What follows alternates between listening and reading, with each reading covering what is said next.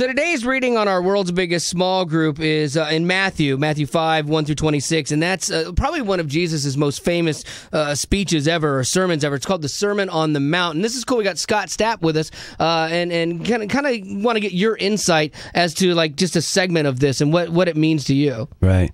Well, I think what stuck out to me today in reading this was Matthew 5, 21 through 22, and I'll read that. You have heard that our ancestors were told, you must not murder. If you commit murder, you are subject to judgment. But I say, if you are even angry with someone, you are subject to judgment. If you call someone an idiot, if you are in danger of being brought before the court, and if you curse someone, you are in danger of the fires of hell. And that really stuck out to me because I really battled with anger for a long time in my life.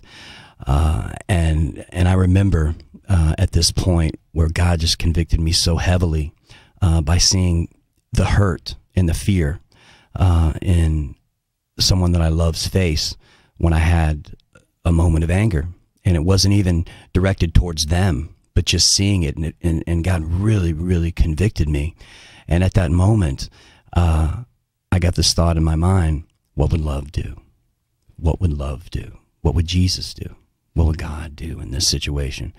And so I really felt convicted to just do the next counterintuitive thing. So every time I felt that, I would automatically just respond with love and do the opposite of even what I was feeling. And it was just going through this process of allowing God to work in my life and to be, to finally surrender to the fact that, yes, this is something I need to address, God. See, because you can change the outward action. You can change the get mad. You can bite your tongue. Right. But I think the key of this verse, too, is it's talking about the internal. If you're still getting mad, even if no one's seeing it, you still haven't changed inside. Right. And that's where you run a big problem because God looks at our hearts. Absolutely. And he judges us from that. Absolutely. And sometimes I found for me, I had to go through the motions of the outward action that was the opposite of what I was feeling inside. And just by doing that time and time and time again, the outside began to affect my inside.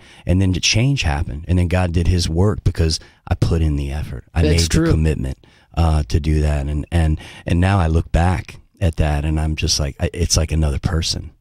You know what I mean? Yeah, totally, man. It's just amazing what God can do in your life when you surrender to that and you humble yourself and ask him to help you make a change. I've spent the last couple of years trying to make my second reaction my first reaction, because my first is always blah, and my second is, okay, calm down, problem solve. And so, like you, conscious decisions to sit on something, bide my time, do this other first, and then the more I did that started to become my norm and my pattern. Right. And that's when God changed me inside too. So yeah, absolutely. we're like brothers, my man. Yes, like it's man. crazy. We're very similar in a lot of ways.